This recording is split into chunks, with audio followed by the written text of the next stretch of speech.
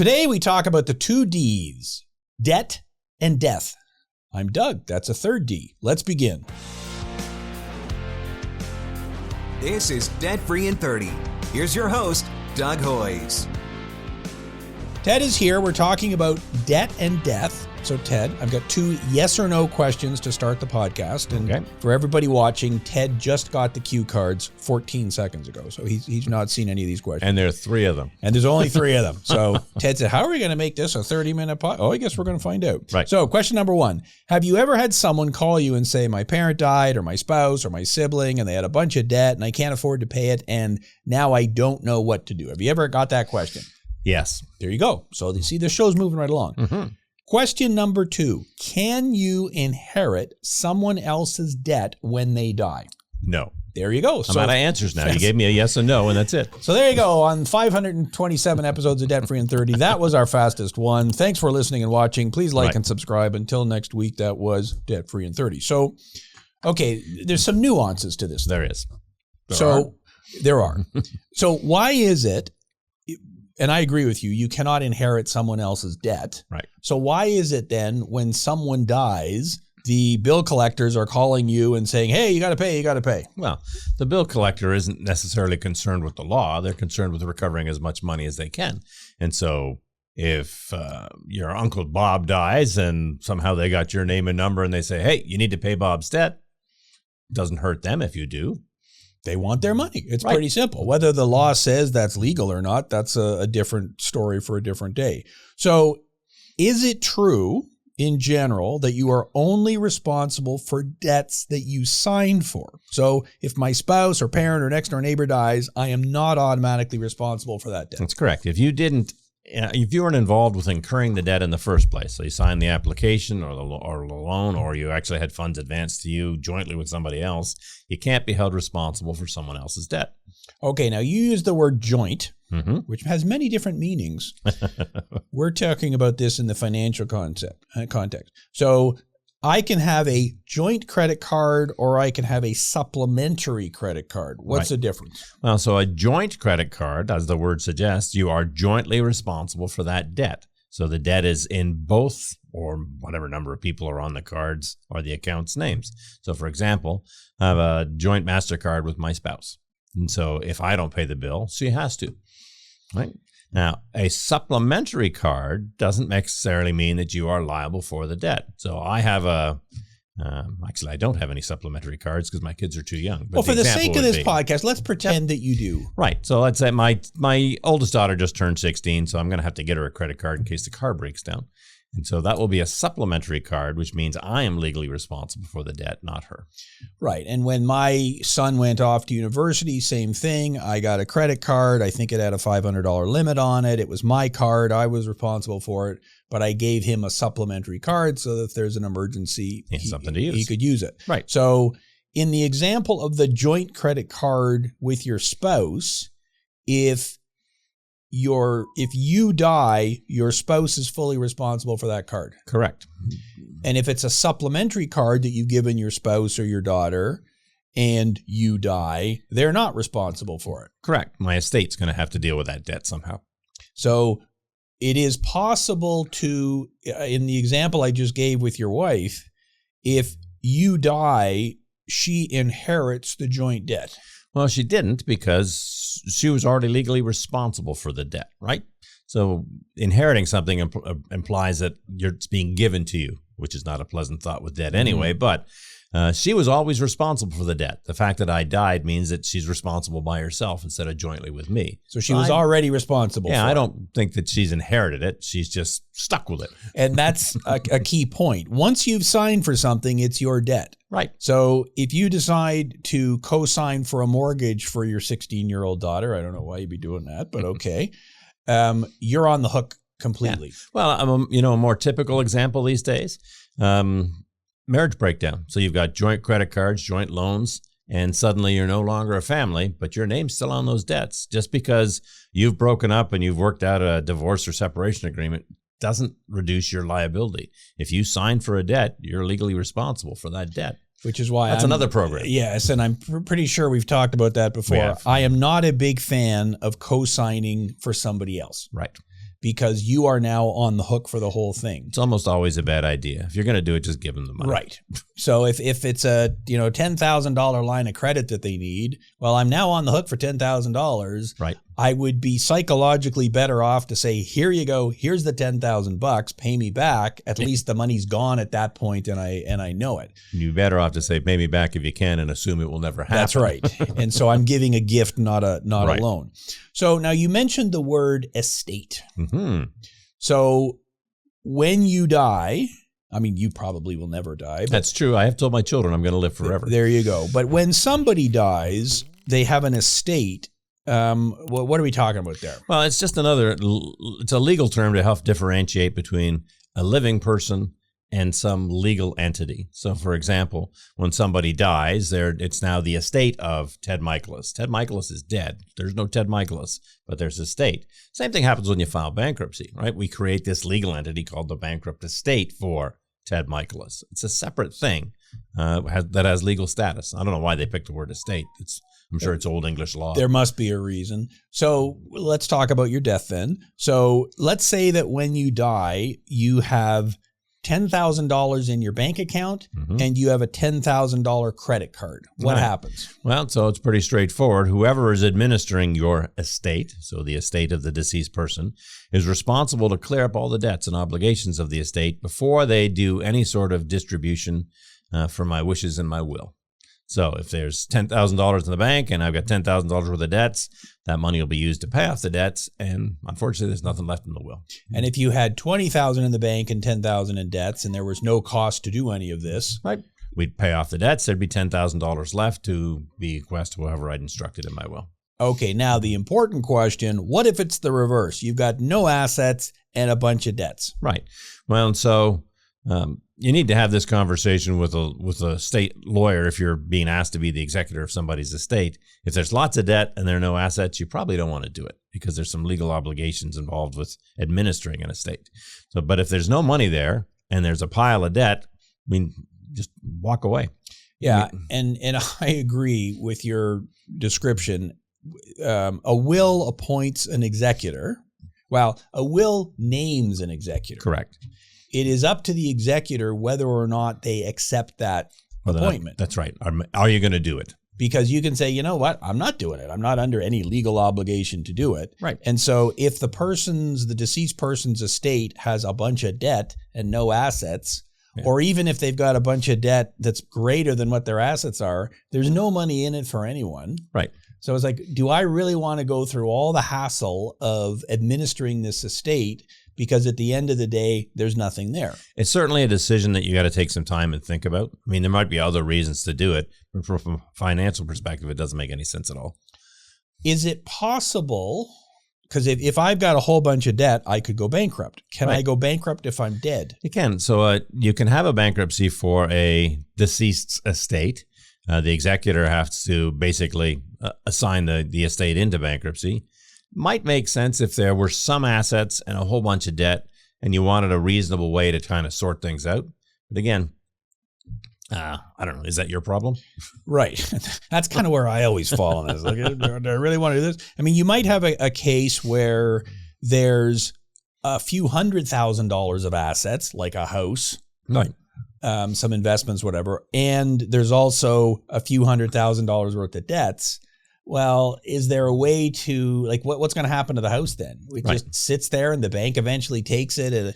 Somebody has to do something. The question is, who's going to pay for it? Right. Now, is it possible to do a proposal for a dead person? That's a good question. I'm sure that it is, but how would you structure it?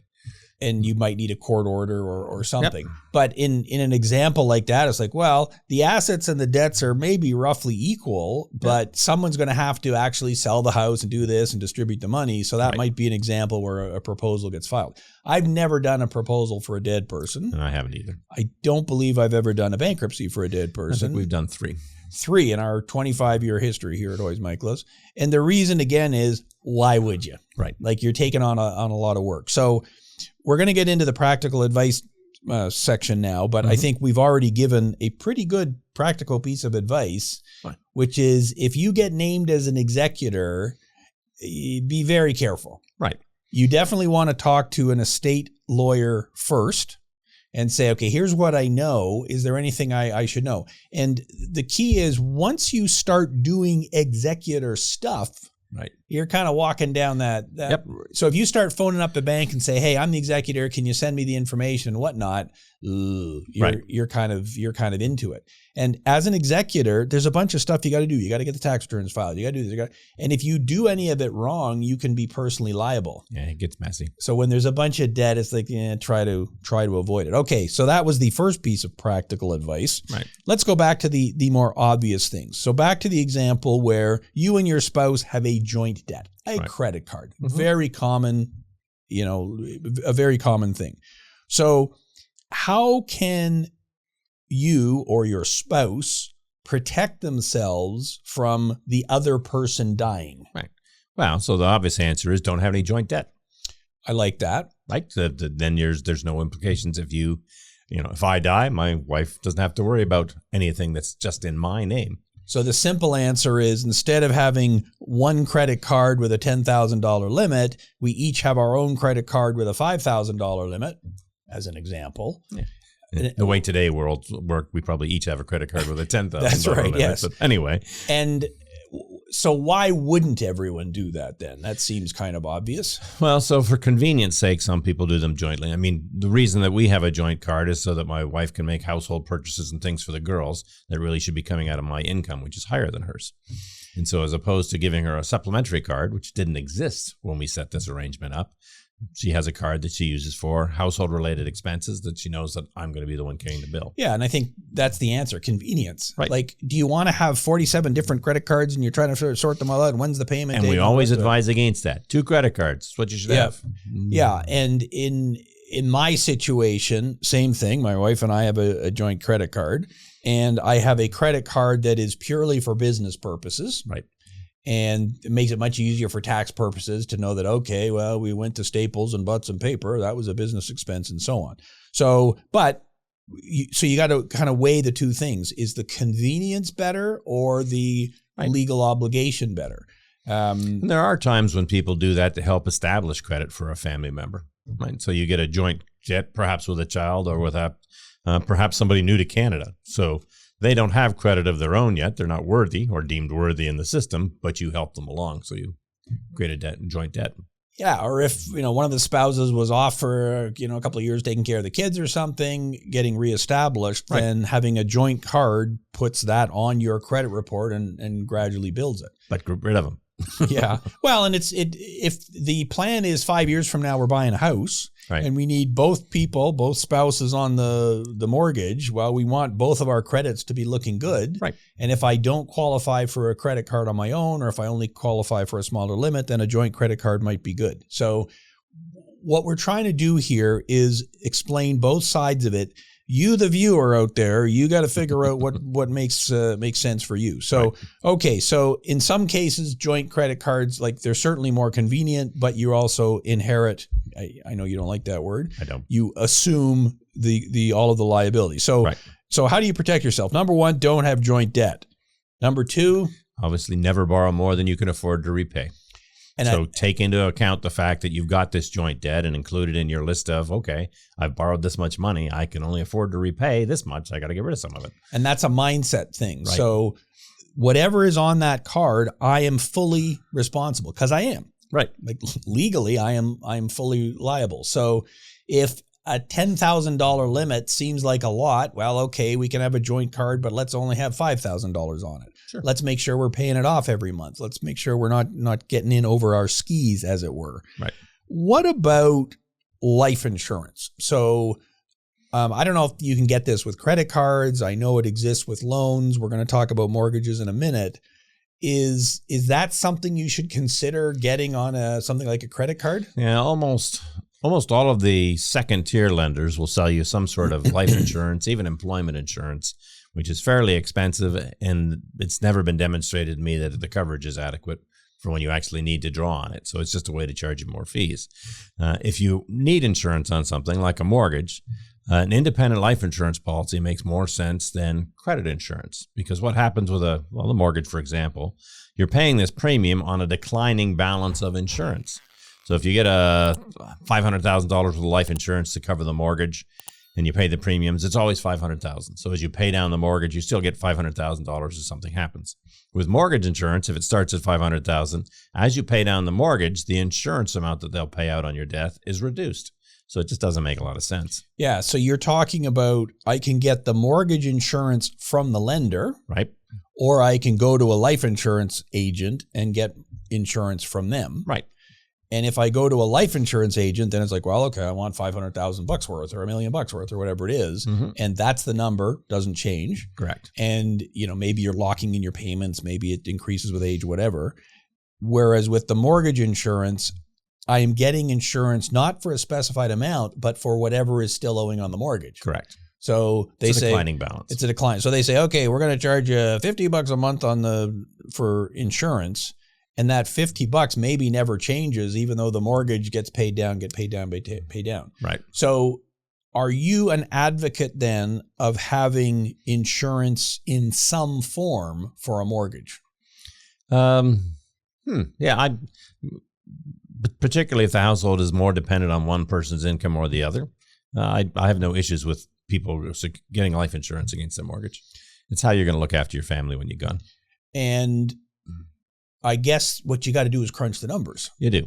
So, okay, I'm getting this. I've done the math and I know what the mortgage rates are and I'm buying this house and I know what my down payment is, but I got to factor in not just the mortgage payment, but obviously I got property taxes and utilities and maintenance and everything. But I should also factor in what is the cost of life insurance on this mortgage. Right. And in most cases, if you're young, like not us, but people younger than us, life insurance isn't very expensive. Right. The younger you get it, the less expensive it's going to be. Assuming you're in good health and all the rest of it. You'll be paying for a long time. Well, they know that if you're 30 years old, statistically, the chances of you dying tomorrow are pretty low. Right. The older you are, obviously, the chances increase. So I think I agree with you. Factor it in and say, well, if it's a family decision. How are people what's going to happen should you pass? So the mortgage insurance will pay off the mortgage and maybe there'll be some money left over. If you don't have the life insurance, does that mean the house has got to be sold so that they no longer have that obligation? I mean, it's all part of your planning for the future. Yeah. And it's like, obviously having life insurance that pays off the mortgage. Well, that's great. Now I don't have a mortgage payment, but how much do I have to pay every month on the mortgage insurance? And what else could you do with that money instead? And what else would I do with it? Right. If you have two partners and they both have relatively equal incomes and either one of their incomes could cover the mortgage, then maybe it's less of an issue. Right. But that's almost never the case because we probably need both of our incomes to support the mortgage. Right. Well, and it's also how many kids are there? What kind of needs are there for the future? I mean, this is a much bigger planning picture. I agree. So, and we are talking about death here. So one of the things you got to figure out is what level of life insurance do I need? Right. It's not just to cover the mortgage, but obviously if one of the partners is dead, then you've lost that income stream. Mm-hmm. And so now I guess if you've got some kind of pension and you inherit part of the pension or assume it, okay, then that's certainly a factor. But in virtually every case, once you're dead, you're not getting paid anymore. Right. So you got to figure out, what do I need? So my kids are this old. They're going to be going to school. If I die tomorrow, this is the number I need. Right. So I agree with you. You got to look at it a little bit more holistically, I suppose. And is there anything else you got to think about with a mortgage, or is it pretty much that simple? I guess when does it come up for renewal? That'd be another possible factor. Yeah. I mean, yeah, we've done programs on mortgages, variable, fixed, all that sort of stuff.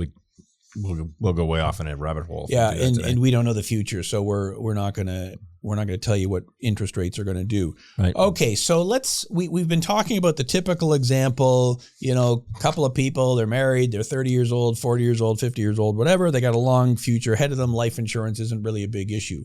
What about someone who has a limited life expectancy who has debt? So maybe it's because they have a medical condition. Maybe it's because they're as old as you and me, like whatever the reason is.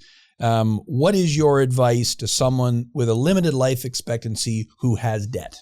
So I guess it's going to depend a lot on your personality type. But if let's say you're a senior, advanced years, you're living on a government pension, and somehow you've managed to run up a bunch of credit cards. if you're not concerned about leaving the debt behind for somebody else to clean up, and we've already told you that they're not legally responsible to do that, then you just kind of carry on. Yeah, I agree. And that's the answer we give a whole lot of people. So someone comes in to see you, they're 70 years old. They have no assets. They rent. Their only income is CPP and OAS. $2,200 or something coming in. That's it. And they've got, $10,000 worth of credit card debt. Well, okay. So if that person dies tomorrow, what happens to their credit card debt? It'll be written off because there's no way to collect it. It's done. So again, we're assuming it's only in your name. Yep. There's no joint cards, anything like that. So as a planning point, then, if someone like that comes in to see you, they say, well, but I don't want to leave the debt to my family. Whomever. Yep. And you explain to them that, well, you're not actually leaving the debt to them because they haven't signed for it. Right. Now, if I have a joint card with someone else, would now be the time to get that joint person's name off the card? You take a look and you make sure that your debts really are only in your name. If they're joint with somebody else, take the time to clean all that stuff up if you can. Now, the bank may not let you take the second turn off that debt. That's the catch. Right. Because just because you want them off doesn't mean that the bank wants them off. Right. And so if I have a limited life expectancy, I go to the bank and I say, yeah, you're going to take my spouse off because I'm going to die. They're going to, no. Right. We know your spouse. Now we've only got one name on the card instead of two. That's a higher risk to us. But I guess from a planning point of view, I could say, well, I've got a couple of debts, two $10,000 credit cards. One is joint, one isn't. I guess I'm going to focus on paying down the joint one then. Right. Or I'm going to apply for a new credit card on the internet and use the balance to pay off the joint card. But we didn't tell you that. Go to a sketchy payday loan place that's not even registered in Canada and get a bunch of loans from there. Yes, and you can go down quite the rabbit hole here, and that's not our intention to do that. But yeah, let's be honest here. If someone is in that situation, okay, well maybe it's those are some of the planning points. One of the things we often find though is that people aren't comfortable with that answer, particularly the seniors, the older folks. They've got this desire, ethics. Sure, we'll use that word. The certain moral character requires that they deal with their debt somehow. Well, and that's when we start talking about a consumer proposal if they really want to do something. Or even personal bankruptcy. Are you saying young people do not have moral character, Ted? It's certainly different. Leave your comments on YouTube. His name is Ted Michalos. Tell him what you think. No, I agree with you. And the reason it's different between being old and young is you're closer to the finish line when you're old. Right. I mean, that's kind of an obvious thing. But what we're suggesting here is roll the clock forward and say, okay, if I was to die tomorrow, what's going to happen? What's going to look like? And if the answer is, I got a bunch of cash in the bank, okay, well then maybe I should make sure that my spouse is joint on my bank account so they can access the money. Right. Having a separate bank account isn't going to help them. They got to go through probate. They got to get the money, whatever.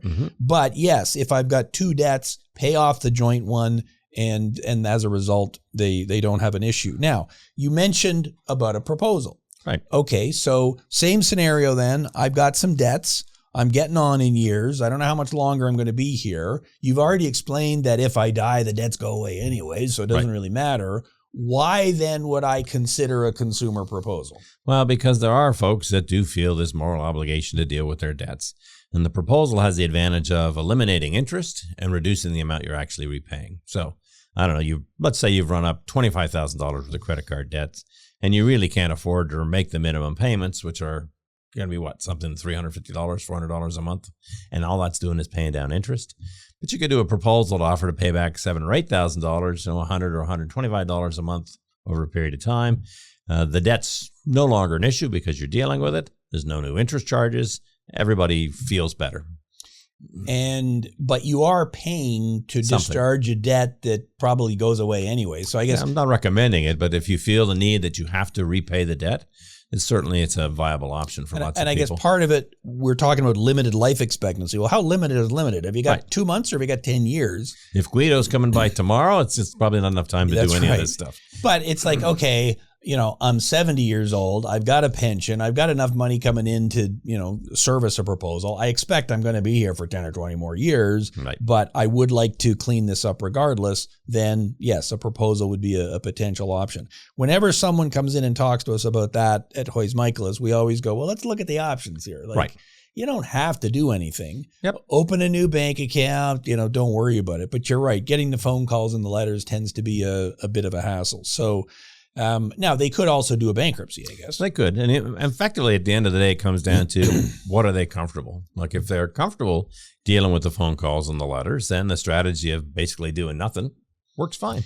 If they're not comfortable with that, then all right, paying back part of the debt. Some of them feel obliged to do that. Filing bankruptcy. Some have problems with the whole idea of bankruptcy. They, I'm ending my life by saying I can't pay any of my bills. That makes them uncomfortable too. But yeah, and what I often say to people is, here, how about this? For the next couple of months, don't pay anybody. Right. Open the new bank account, get your pension somewhere where it's not at a bank you owe money to. See how bad it really is. See how bad it really is. And you might find the phone calls are pretty bad for the first month or two, but you tell them, look, I'm retired, I don't have any money. The calls eventually slow down. Right. Then there you go. There's your answer. And if it really is too stressful, okay, fine. Then we can come back and see us. Now, I asked you this question already. We'll end with this. Yep. We're talking. You just gave me the answer. If someone's still alive, right. If someone is dead, then in most cases there's no need to do anything. That's right. Again, the only reason that you're looking at dealing with a deceased person situation is at the end of the day, there's some benefit to the family, whomever the will is to. But if the debts far exceed any kind of assets and there's really no point in doing the work to try and sort any of this out, I mean, why would you bother? Now, if the person has already died, and let's say they've got $10,000 worth of credit card debts or whatever, right? I'm under no obligation legally to do anything. Correct. But I got lots of money. I'd kind of like to just clean it up. Yep. Is there any reason I couldn't get on the phone with the bank and say, look, I'm willing to, just so you stop sending the letters, it's, disturbing the other people in the family and whatever. I'm willing to give you a couple of $1,000 just to make it go away. Yeah. There's nothing wrong with that as a solution, but keep in mind, if you demonstrate a willingness or an ability to repay someone else's debts, then the creditor, the person that's owed the money, might get cute and say, well, you're willing to repay this debt, I'll just sue you. There's a chance they might win. Yeah, it's a pretty low chance. I don't see how they could possibly win that. But do you want the hassle? Right. It's well, and any collection agent, so you give me $1,000 this month, and hope that I settle, I'm going to call you next month for another $1,000. Yeah. So what you would have to do is, actually do a settlement. Okay, Mr. Collection Agent, I want you to send me a letter saying that if, X number of dollars is paid, that's full and final settlement. That's it. Right. And, you almost kind of want to have a lawyer look at it to make sure it's legally binding. But in that case, okay, you've got to release first. But frankly, isn't that what a proposal is? Right. Well, and again, why would you bother? Yeah. And I think that's kind of where we come down on it. So the title of the show was What to Do If You Inherit Debt. And our answer is you can't inherit debt. Right. It's not a thing. But if someone is, approaching that, well, those are a bunch of the options you can do with it. We're big believers in doing nothing though. Right. Like that's really the point of the show. You're not legally responsible. Don't worry about it. Right. Change the phone numbers, whatever you got to do, redirect the mail, whatever. So it's not an answer a lot of people like to hear because it seems like, it doesn't make any sense. But that's the correct answer. The law doesn't have to make sense. It's the law. There you go. You didn't sign for it. It's not your debt. That's the answer. Excellent. That's our show for today. How was the time? No, we're doing fine. You see, I told you we can talk for 30 minutes. It's we're almost at 29. So if you found this show useful, because I guess you're still alive, and if you think it's great that I dress in black for the death shows, then Sean, our producer, loves to read your YouTube comments, so please leave a comment. And Morgan, of course, our social media guru, she likes to, she told me to tell you, in addition to following the Debt Free in 30 channel on YouTube, which is where people are watching this right now, right, you can also follow Hoyes Michalos, which is our company, on Instagram, LinkedIn, and TikTok. You're big on TikTok. You and I are. TikTok, right? That's the sound a clock makes, right? That's right. We're huge on that. So else? just search for TikTok and Hoyes and whatever. I think the kids are using TikTok anymore, aren't they? Using I don't else? know. And it's going to get banned, so by the time you watch Right. this show in the future, it'll mean nothing. No one will know what we're talking about. But we're all over there. So there you go. Please like and subscribe. We will be back next week with an all-new episode. Until next week, thanks for listening. I'm Doug Hoyes. That was Debt Free in 30.